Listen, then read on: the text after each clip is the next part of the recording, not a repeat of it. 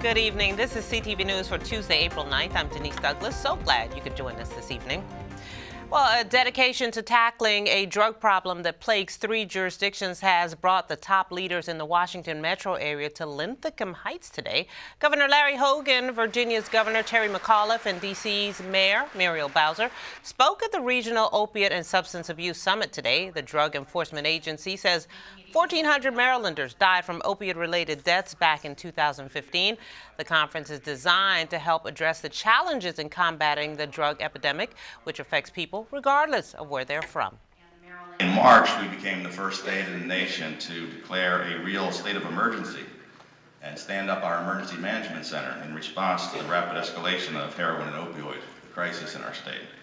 Because we needed to treat this crisis exactly the way we would treat any other major state emergency. In the district, we ensure that every fire and EMS response vehicle and medical aid bag is equipped with Narcan. It is made immediately available to all 1,800 of our firefighters and EMTs. The third strategy is our needle exchange program.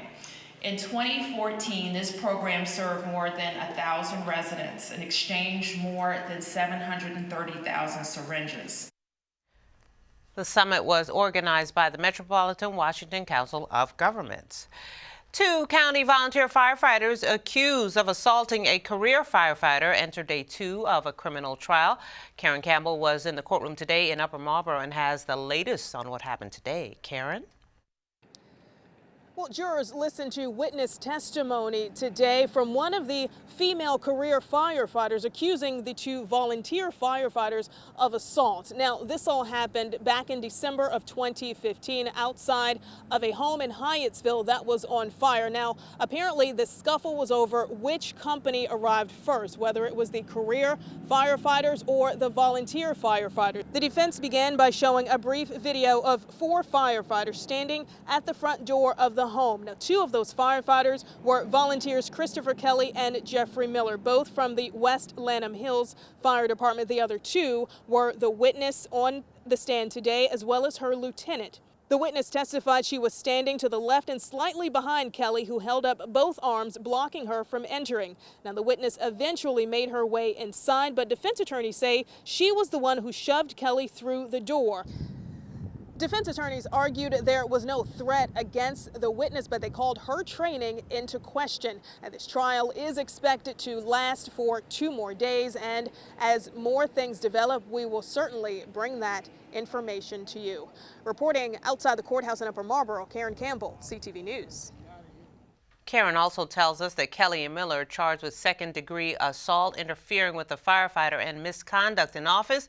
Their trial picks back up at 9 a.m. tomorrow. Well, still no word on when a decision will be made on a new location for the FBI headquarters, but Senator Chris Van Hollen says the funding is in place. At a roundtable discussion, Van Hollen says more money has been secured that would allow the project to be moved to one of the sites in Prince George's County. 3 cities, Greenbelt, Landover, and Springfield in Virginia, are in the running. Here's more on what Van Hollen had to say about the funding for the building.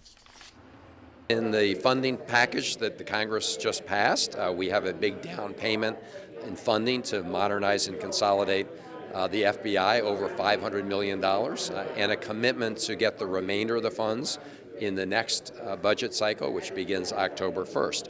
So the funding is coming together. The big thing we need now is for GSA to make a site selection decision. We believe Maryland is in a very strong position, 2 sites in Prince George's County, and it's now up to GSA to move forward and make that selection.